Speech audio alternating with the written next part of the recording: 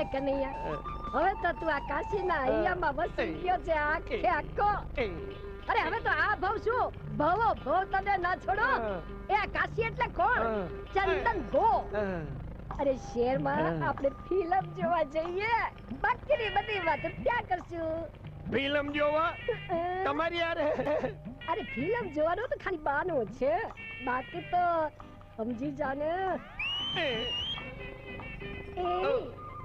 क्या बोलता तू? क्या मैं बोलूं? सुन सुना? आता का खंडाला. क्या करूं आके मैं खंडाला? अरे घूमेंगे फिरेंगे नाचेंगे गाएंगे ऐश करेंगे और क्या. अरे आटला बधा करेंगे तो હું તો હાથ પિંજર જેસા હો જાઉંગા.